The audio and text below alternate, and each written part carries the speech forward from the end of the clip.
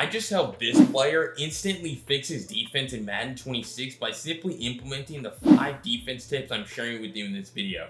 Whether you're tired of feeling like the worst defensive player in your league, or you finally want to start getting some stops on defense, this is going to be the best video you watch today, so don't skip out on any of the tips I have for you, and let's jump right into it. The first thing any great defense needs is a glitch blitz to affect the quarterback and get the offense out of rhythm. Let me show you the best one to use right now from the Vikings playbook. All right, so we're gonna come here to 4-3 even 6-1, and our play here is going to be Sam Blitz 3.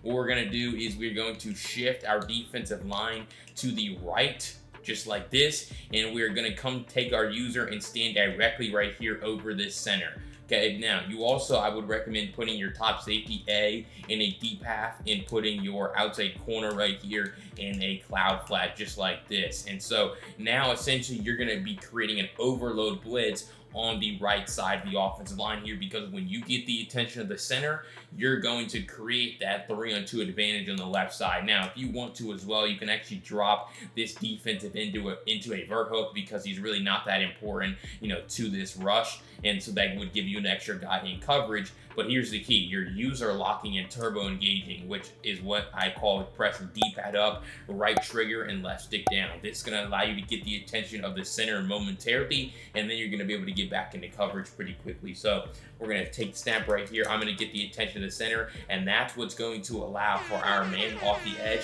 to come in very quickly. Again, the key is me getting back into coverage after I get his attention. So we're able to see right here, I'm standing right over the center. I get his attention, and then I'm spamming A because now I'm off the block and I'm back into coverage to alert that drag. But I got his attention for just long enough to where his teammates on the other side, the right guard and right tackle, they have 3 guys on that side, right, to deal with, but there's only 2 players, so they can't do anything, and so we get that quick pressure. Also notice how these guys drop out on these guys who they're supposed to be blocking. They drop out, so these guys are forced to double team. Essentially just a really unique overload blitz here from 4-3 even 6-1 that allows you to not only get really quick pressure, but also get back into coverage by simply using one of the best defensive techniques we have learned this year. So we're gonna do it again, press D-pad up, right trigger, left stick down. We can also put hard flats in the field if we wanted to. I would always recommend pressing RB and right stick up as well to pass commit. But again, D-pad up, right trigger, left stick down.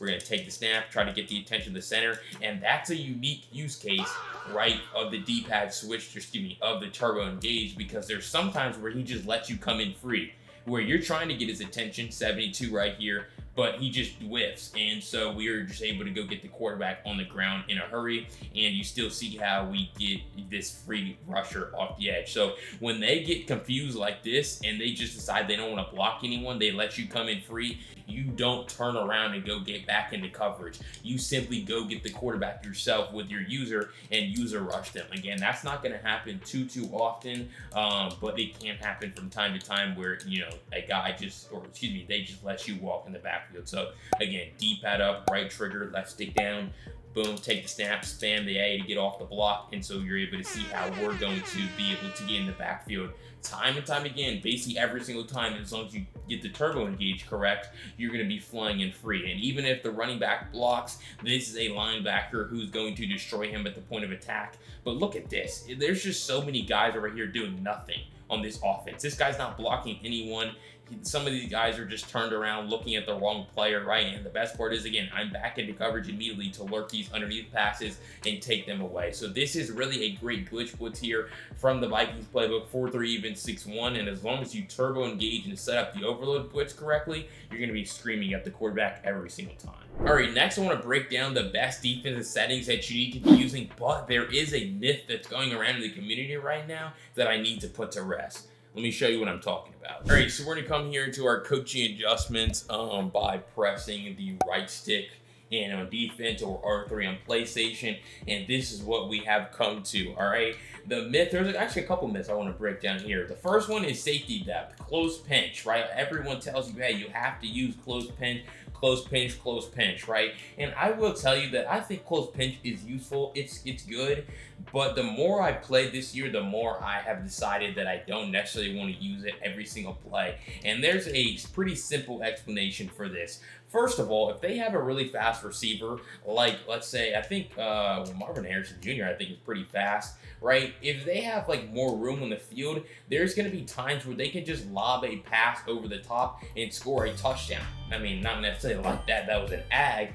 but there will be times where like certain guys in the Dolphins, the Chiefs, the Cowboys will literally just run right by your DBs for a touchdown simply because your safeties aren't fast enough, and putting them too close to the line of scrimmage will actually hurt your defense. So that's really the first reason I don't necessarily love close pinch all the time. The second reason though is when you go to switch stick in this game, like if you have close and pinch, you get switched onto your safeties very, very often, because the game's almost treating them like a linebacker with how close they are, and so it gives you less control. Versus when you back these guys up, it's a lot less rare for you to get switch stick onto them. Like you don't really want to switch onto your safeties. You're trying to get onto these. You see how that time I did a bunch of switches and I never got on my safety.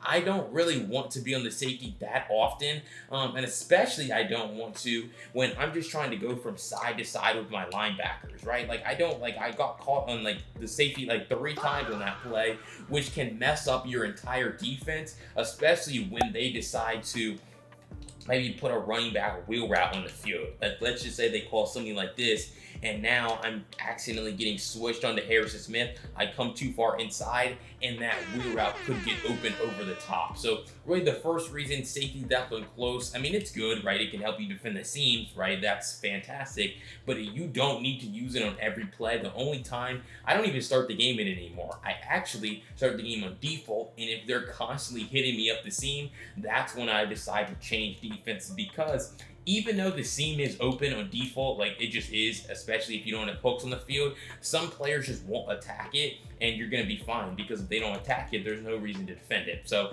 use safety depth on default, honestly, in a lot of situations, probably to start the game. And then if you need to defend the seam, like they're attacking you with it, then maybe go to close and pinch, right? But the second thing is these 10-yard flats, right? This is the second myth that I want to talk about here, because just too much discourse going on in the community, too many lies being spread, honestly, that, you have to be using 10. No, you don't. You don't want to be using 10-yard flats. I'm about to show you right here. So we're going to call, if we can find a play here, I guess I'll just call this one. What you're going to notice with these 10-yard hard flats is they're not actually defending underneath. So what you're going to see right here is we are going to just hike this pass right here, and that drag can be thrown 4 yards, right? You can throw that drag if he doesn't bump into the whole team, my goodness, but you can throw that. You can also just hike throw this. You can just hike throw this pass and pick up yards from it, simply because your guys aren't, defending the underneath pass hard enough, right? If you also maybe put an out route on the field, you have a guy dropping to 10 yards, that's a completion, right? Well, if he could catch the ball, but it's like you're just giving up too much ground, in my personal opinion, with these 10-yard flats, because you just notice how, again, we have our tight end on a drag route right here, and our 10-yard flat's going to backpedal. We can throw that, and we're able to pick up like 5 yards, right? And you're going to say it's 5 yards, but it's like, no. A flat should be able to defend the flat area of the field, right? And so we come into cover 3 sky now, where we actually have 5-yard curl flats on the field. What you're going to notice is we're able to play that area a whole lot better, get pass breakups, tackle these guys at the line of scrimmage, because we don't have guys dropping back to 10 yards. We have guys dropping back to 5 yards to defend the underneath. So you're able to see how, again, right here, we're able to cup up and make that tackle for only picking up a yard, versus when we have 10-yard flats. And the other reason I don't really like the 10-yard flats is because what are they really guarding? I just showed you how they don't really defend the underneath pass hard enough. Like, I want my guy underneath to be literally sitting at the spot to break up underneath passes. I feel like that's the point. I feel like if you're giving up 5 yards to the flat consistently, that kind of defeats the purpose of even defending the flat in the first place. But also, it's like, okay, we have our 10-yard hard flats just like this. If they just take the snap, they can just step up and hit a corner out on the sideline, right? That number 4 receiver, Rondale Moore, is wide open on the sideline for an easy completion. So if you're using 10-yard flats, you're not guarding underneath, but you're also not guarding this. Like, this is open, you can throw this. So that's just, something that I also want to put to rest here. Safety depth on close, only use it when you really need it, and then make sure that you have 5-yard curl flats or 5-yard flats in the field, and that your flats aren't dropping back to 10 yards. All right, so if you found those first 2 tips helpful here on defense in Madden 26, make sure you go down below, hit that subscribe button. I break down Madden 26 tips and tricks just like this every single day for you guys, and you don't want to miss out on any of the content that I have. But if you want my full Jaguars defensive ebook, which goes to the full scheme, because tips are fantastic, but if you don't have great plays, it's really not going to matter. So go down below to the link in the pinned comment to grab my Jaguars defensive ebook. You can use code YouTube to get 20% off. It's a full written breakdown with write-ups, videos, screenshots, everything you're gonna need to dominate on defense from the Jaguars playbook. And the best part is you can save it on your phone so you can always reference it during gameplay. Really a great offer. Check it out today, and let's jump right back into those final 3 tips. Because the next one is honestly a mistake that you're probably making without even realizing it. You need to stop calling cover 2 inverted defenses because they just give up the sideline too easily. Let me show you why. So we are going to come into cover 2 by concept, and we're going to have a cover 2 invert defense. And so this is what it's going to look like, right? And so essentially cover 2 invert basically handicaps you, handcuffs you on defense, because now what you're going to notice when you play cover 2 hard flat is they can just abuse you with slot fade routes, right? It's literally so easy. They take the snap. This is wide open on the sideline for a huge gain. And the reason why is because your safety is rotating from the middle of the field and trying to get out to the sideline, right? And so you're able to see it right here where this is a hard flat. He comes down to defend the underneath, but now there's just a guy running towards the side, and the slot fade is literally designed to beat this defense. Also, I mean, this is wide open as well for an easy pass lead inside. So that's why I say it handicaps you on defense, and you can't run that defense anymore. You can't run cover 2 hard flat. But also, even if you run like cover 2, just regular cover 2 where you have cloud flats in the field, you're still kind of handcuffed, because now you look at it again where it's the same thing where it's just longer, right? It just takes a little bit longer for them to be able to throw that pass. But if they have time to throw, right, this pass right here on the sideline is still open. Once he runs over the top of this guy, they can still throw this. I mean, they can still throw that RB receiver, because essentially you're putting your safety in a horrible position. You're putting him in no man's land. And so again, you're just able to see how, boom, they throw that pass. Kyler Murray's 5'9", so he can't see over the defense, but that's just a wide open, easy completion. Because again, the reason why is you're putting your safety in a horrible position for having to rotate from the middle of the field. The reason why people might run this is because they say they can disguise their defense. This does look like cover 3, but the problem is too many people will call route concepts that will beat cover 3, but they also beat cover 2. And so that just defeats the purpose of disguising your defense. Instead, what you should do is you can just call a regular Tampa 2 like this, but you can run cover 3. So you can honestly do kind of like the same thing where this looks like too high, you're disguising your defense, but now you're in a cover 3 defense where you're going to take away their slot fade with your outside third, and so then you're also going to take away their inside receiver with your shriek. So just like this, everything's going to be guarded on that side, the underneath pass with our 5-yard curl flats, the slot fade, and then the shriek, in the middle, because we have an inside third on the field. So now this is still disguising our defense. We look like we're in too high, but no, we're actually going to drop into cover 3. So cover 2 invert, really just a decent design. Like, it sounds good in theory to be able to disguise your defense, but it really just doesn't work how it's supposed to, because a really smart offensive player, especially if they're in any bunch formation, they're going to look to attack that deep sideline area, and you're kind of, handicapped right here to have to play like deeper zone drops because you would just give up the sideline too quickly, too easily. So stop calling cover 2 invert, stop calling coach suggestions, any cover 2 invert in general, and you're going to see your defense become a lot better. All right, before I jump to those final 2 tips that are going to drastically improve your defense and you're absolutely not going to miss out on them, make sure you go down below, hit that subscribe button. I'm the only one right now breaking down Madden 26 tips and tricks for you guys every single day, and the content's not slowing down anytime soon. So what are you thinking? Go down below, hit that subscribe button, and let's jump into those final 2 tips. Which the next one is something that I know a lot of players struggle with. BLT, how do I go about defending empty formations? Let me show you the best defenses and shut them down. All right, so I'm in the Vikings playbook here. We're going to come into nickel 3-3 cub, and what we're going to call first is going to be cover 4 show 2. Now, you do not want to have all 3 zone drop depths on default because we don't actually want to run match coverage. We're actually just trying to run cover 4 drop and, you know, kind of just take away, be pretty conservative, right? So really what I would do here is, you can see how the middle of the field's wide open because my user defender is the only one over the middle, and that's a nightmare against empty. So you need, you have to play conservative basically against empty until you can especially figure out what they're trying to do from empty, whether they're trying to do curl flat concept, attack the middle, attack underneath, whatever they're trying to do. But you want to drop this outside linebacker right here into a invert hook just like this, and then spread your defensive line and blitz your user just like this. All right, now this would be an example of where I would use safety depth on close, just because empty, I mean, they love to attack the seam. So now my defense looks something like this, and so I also have my user blitz, and this is very important because you're sending 3 defensive linemen right here, and if you send 3 in this game and you don't have a 4th man blitzing, the game just basically treats it to where they don't want to let your guys shed. So your sheds are going to be a whole lot worse, but by you blitzing your user, you basically trick the game into thinking you're blitzing 4 people. So you're going to blitz your user right here, and then you are going to right off the snap, or not right off the snap, but you're going to user for a little bit, and then you're pressing D-pad to the right to D-pad switch it. And what you're going to notice is that's going to allow for your user who you started the play on to get like a delayed blitz. So we look at the instant replay right here.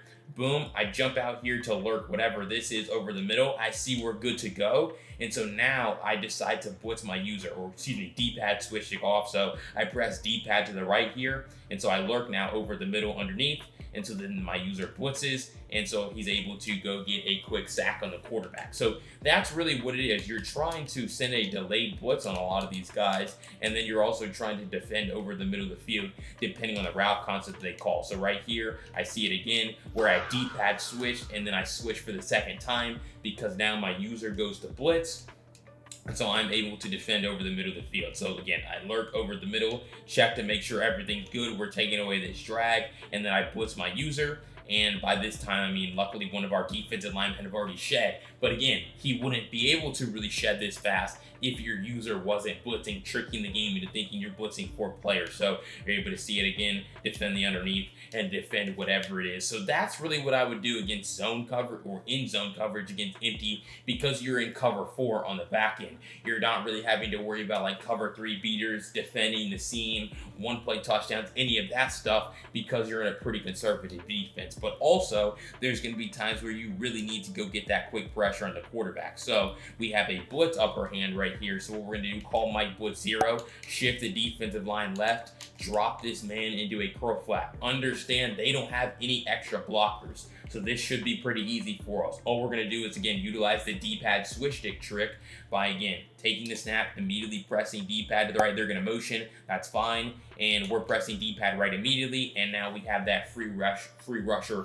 off of the edge. Again, they can't account for that. They only have 5 blockers. They don't have a tight end, nothing. Right, and so we just overload blitz them off this left side, and we're able to get the quarterback on the ground in a hurry. They can't block their running back, they can't block their tight end, so this is going to be basically impossible for them to block. It's going to truly be a nightmare, and it's probably going to try to get them out of empty.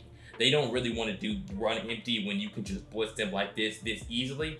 But then also the last thing I would say, when you're running man coverage against empty, make sure you're route committing as many receivers as possible inside, like Marvin Harrison Jr., right? Doing all, I did not mean to do that with Harrison Smith, but you want to be route committing as many receivers as possible so that your guys are basically running these in-breaking routes for these receivers. So we go with the one last time, boom, take the snap, immediately press D-pad right. We're able to defend in coverage, and we're able to basically lock everything down. So whether you want to run zone coverage against empty with cover 4 show 2, or you want to blitz them right here for Mike blitz 0, both are pretty effective and should both really be mixed in.